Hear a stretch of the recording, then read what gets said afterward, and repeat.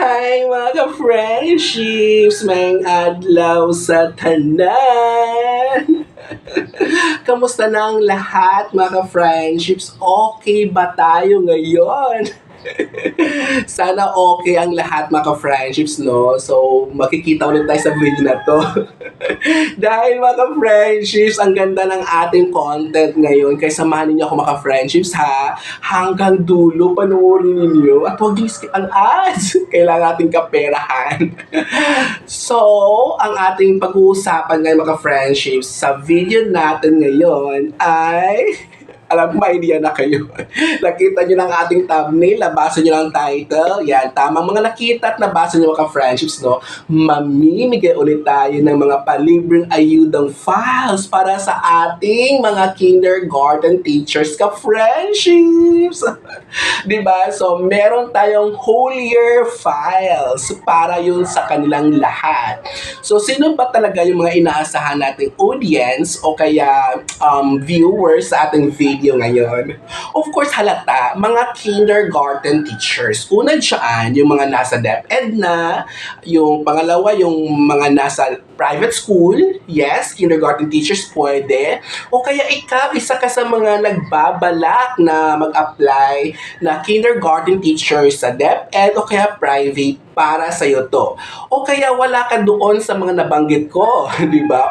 Kasi baka hindi ka kindergarten teacher, hindi kayo nagbabalak. Pero may ka-friendship tayong friend mo mga ka-friendships na magbabalak mag-apply o kaya nasa DepEd na o kaya nasa private na alam mo kailangan ng files nito. Nako, para sa'yo din to. Kasi, nako, baka ikaw ang daan para magkaroon siya ng files by sharing this video. Di ba mga ka-friendships? So, ngayon, para sa lahat ito, sa madaling salita. So, ngayon mga friendships, no, bago natin isa-isahin ang laman ng ating Google Drive link, mamaya natin yun basahin kasi meron muna tayong gawin. At mamaya nyo na mga friendships, tingnan ang ating Google Drive link. Nasa comment section. Yes, nasa comment section lang yan. Pero mamaya nyo na i-click. Hindi naman yan mawawala. Diyan lang yan. Samahan nyo muna ako. Panoorin nyo muna ako. So, tiisin nyo muna ang ganda ng Lola Char. So, mga ka-friendships, no, baka hindi ka pa nakapag-subscribe. Naku, mag-subscribe ka na. At mamaya, alam kong worth it ang time natin ngayon sa panonood. Pakibigyan naman ng like. At i-share sa ating ka-friendships. Nako, baka ikaw ang maging daan para magkaroon sila ng files dito. Yan. Ang ganda kaya, di ba? Kompleto to hanggang buong taon kaya to na files. So ngayon, meron muna tayong sasaguting tanong kasi mga ka-friendships, nag-message kasi ang ka-friendship natin, ang sender natin doon sa FB page na isang tanong siya about sa isang friend niya na nabigyan ng item. Parang siya hindi pa. So, ito yung exact question niya para sa akin mga friendships. Sa mga hindi pa nakapag-follow sa FB page natin, please mag-follow kayo sa June Gula-Gula TV. Mag-follow kayo doon para update tayo sa buong buhay, sa lahat ng ganang buhay natin. So, ito yung tanong niya. So, June, may ask lang po ako about sa friend ko na binigyan po ba ng consideration or binibigyan po ba ng consideration ni DepEd na tawagan ng PWD po. PWD po ang friend ko. So, nilagay niya sa PDS, may something po siya sa mata niya pareha sa lubong. So, hindi naman po siya for peace, PIM at DOST. Thanks po, sana masagot niyo. So, ang ano dito mga friendship, no, ang dami kasing mga priorities. Ibig sabihin, pag sinabi kasing priority, mga friends, sila yung inuuna sa iba or sa lahat. Ganon. So, ang dami. Una dyan, ang pinakauna talagang priority ng DepEd ay mga transfer teachers. Example, isang teacher, si Teacher A, gustong lilipat sa station, sa ibang station, ganon. Pero hindi po yan basta-bastang makakalipat kung walang vacant item doon. Kaya Kaya ang teacher na lilipat, talagang bababa siya. Example, kung T3 siya, MT siya, bababa siya ng T1. Kaya yun ang pinaka-disadvantage, maka-friendship, kapag mag-request tayo to transfer another station or ibang place or lugar, division. So, iyan yung pinakauna ha, yung talagang pinaka-priority ni DepEd, mga transferees, mga transfer teachers sa ibang divisions, ganun, ibang region. Pangalawang ano niya, maka-friendship, no, priority ay mga SPEMS. SPEMS, hindi pa ang SPEMS, ang DUST, ang pangalawa. Kasi ang mga DUST scholars, talagang kasama sa contract nilang pinirmahan na kailangan nilang render ng 5 years ata yun, kung hindi ako nagkakamali, ng service sa gobyerno. So, kung teacher ka, so mag-work ka as teacher sa DepEd. Pero may sweldo yun. Yun lang kagandahan kasi nag-aaral ka, may allowances ka, kompleto, scholar ka, wala kang binabayaran kahit piso. And then after mag-graduate mo, mayroon ng trabaho naghihintay sa'yo. Yun ang kagandahan sa mga DUST scholar. Pangalawa, yung priority. Pangatlo ay yung mga SPEMS program beneficiaries natin, maka-friendship. Sila yung mga teachers, mga let passers, naka-friendships natin, nag-abroad sa ibang bansa. Kahit anong trabaho doon, no, walang sinabing teacher lang doon, kundi kahit yaya ka doon, kahit hardinero ka doon, o kaya teacher ka doon, kahit anong trabaho mo sa abroad, basta let passer ka bago ka nag-abroad, ay qualified ka sa SPEMS program. So, sir, paano naman kung nakapag 5 years ako sa abroad, tapos pag uwi ko, saka ako nag-take ng board, counted ba yon? No, hindi po yon pwede. Hindi yung kabilang hindi sa mga qualifications na sinabi ni SPEMS, okay? So, ngayon, kung gusto mo mag-abroad, so kailangan let passer ka muna bago ka pupunta sa ibang bansa para para pasok sa mga beneficiaries ng SPEMS, ganun 'yon. Ang pangilan na, pang-apat na beneficiaries. Ang pang-apat, maka-friendships, no, ayun yung 4Ps. So, ang 4Ps, hindi kasi to alam ng karamihan. Isa kasi din sila. Kasi ang mga 4Ps beneficiaries, sila yung mga poorest of the poor, maka-friendships. Kaya inuuna sila. Medyo unfair, pero ganoon talaga. Sinasalang sila. Hindi naman sila maka-friendships, no, na pag-graduate, itong mga 4Ps, kailangan nila kasing kailangan nilang RQA. Ang mga transfer hindi, kasi mga teachers na yun sila sa DepEd. Yung mga DUST scholars, hindi na kailangan na mag-undergo for RQA ranking, open ranking, no. Diretso sila, naka-expressway sila, pati yung SPEMS. Pero may narinig ako sa new guidelines kasi, ang SPEMS ay idadaan na sila sa RQA. Pero last year, sa batch namin, kasi kami yung first batch ng new guidelines, hindi sila dumaan ng open ranking. Meron akong ka-friendship na co-teacher ngayon sa same school kung saan ako.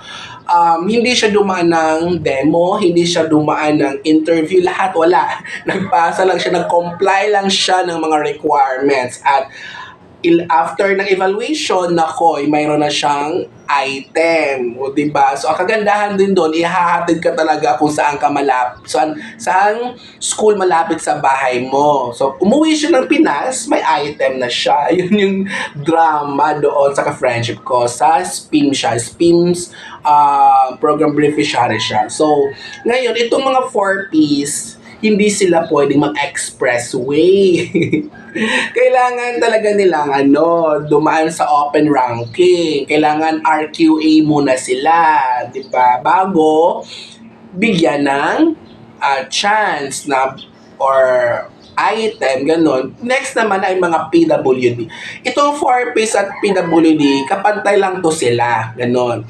So, ngayon, kung alam ni DepEd na PWD siya, pero may kakayanan siya. Hindi yung PWD pero tawag nito, hindi niya kayang i-manage ang classroom, ang mga students niya. Bibigyan siya ng chance ng plantilla kung kaya niyang i-handle ang classroom, kumbaga 45 ngayon students, di ba, 45, meron pa nga 50, o kaya sa ibang school meron pa talagang 60. So ano, bibigyan talaga siya maka-friendships. Kaya kung tayo ay teacher applicant, mag-a-apply sa DepEd, sana wala tong 5 ba, transfer, DUST, SPIMS, ano pa, 4Ps, at saka yung last natin, PWD. Kung wala tong 5 mga priorities, mas maganda. Wala kang kaagaw. So, rank 1 ka, ikaw talaga unahin.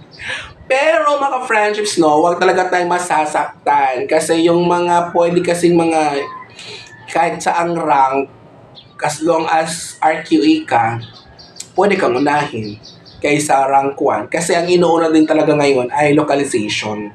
Yun talaga mga friends, ang katotohanan, localization. So ito na nga, ang haba na 11 minutes tayo sa ating chikahan. Ito yung mga whole year files ng para sa ating mga ka-friendship kindergarten teachers. So, mamaya i-click nyo ang Google Drive link nasa comment section. So, ito yung mga laman mga ka-friendships, no? So, daily lesson plan, naka-MELC-based na siya mga friendships, 1st to 4th quarter.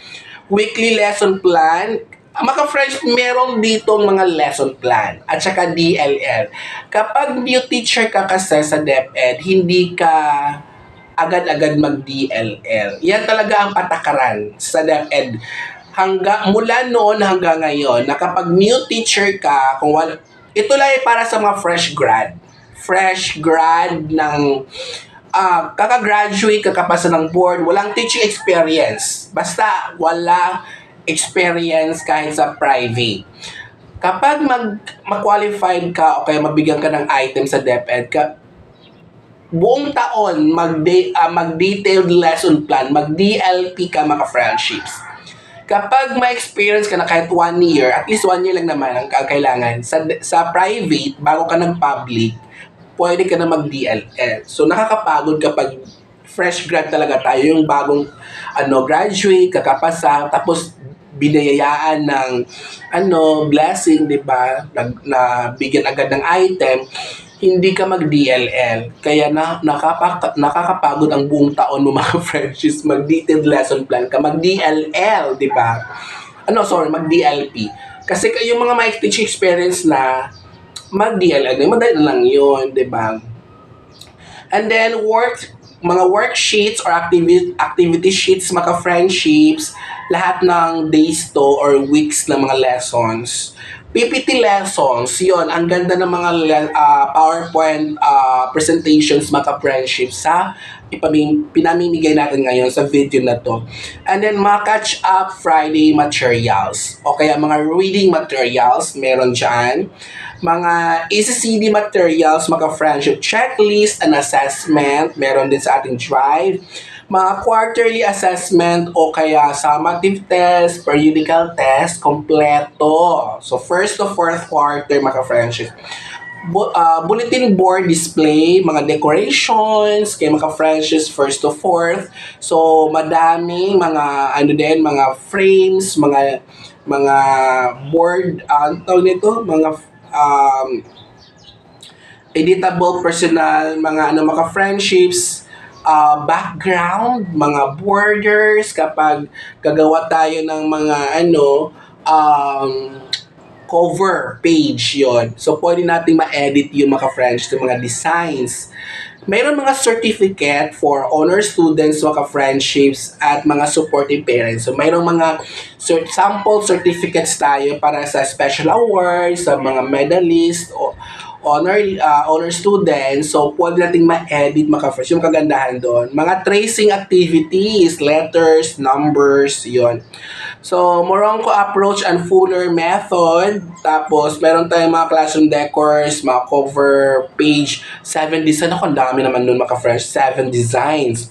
So, ang dami pang mga freebies sa ating video ngayon. Ang dami natin mga pinamimigay pang mga files na hindi natin na isa-isa nabasa dito sa ating video. Basta i-check nyo na lang sa ating Google Drive. Nasa baba ang link. Please, i-click nyo matapos nyo panoorin ang video natin. Yes, matapos na tayo. So, thank you so much mga ka-friendship sa pagsama nyo sa akin hanggang dulo. At patuloy lang tayong mangarap. Baka malay natin, di ba? Kinabukasan or bukas, pagising natin, may blessing darating. So, baka isa ka sa mga matawagan. So, wag malungkot kasi ang daming nalulungkot mga friendships, no? Kung, mabigyan ba sila ng item. Ang dami nagtatanong kung may chance ba silang matawagan sa July, matawagan sila sa this school year. Alam niyo mga friendships, no? Kung ang chance at possible lang naman ang pag-uusapan, yes. Pero tanong ko sa inyo, meron bang vacant item sa division ninyo? Yun kasi ang tanong ko talaga. Ang dami nagtatanong, may chance ba ako? Kasi ang score ko ay 56. Ang score ko ay just nakapasok lang sa cut-off 50. As long as RQA ka, may chance ka matawagan. Ang tanong, may available pa, may bakante bang item? Tapos sabihin nyo, yes sir, yun meron. Ilan? Isa, dalawa, tatlo. Kung elementary ka, yung tatlong items ba yun ay pang elementary? O, may chance ka, di ba? Or yung tatlo na yan ay pang secondary. English ba yun? Math ba yun? AP ba yun? Kung English yun, o English major ka ba? Kung math yun, math major ka ba? Kung wala ka naman doon sa vacant item na available, eh, paano ka magkakaroon ng chance?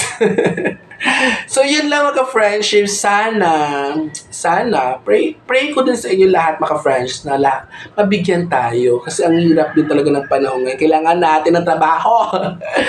Thank you muna po sana, Lord, no? Matupad yung 50K ng starting salary ng T1. Naku, ang laki na talaga yun. So, thank you so much mga friends magsama nyo sa akin sa video natin hanggang dulo.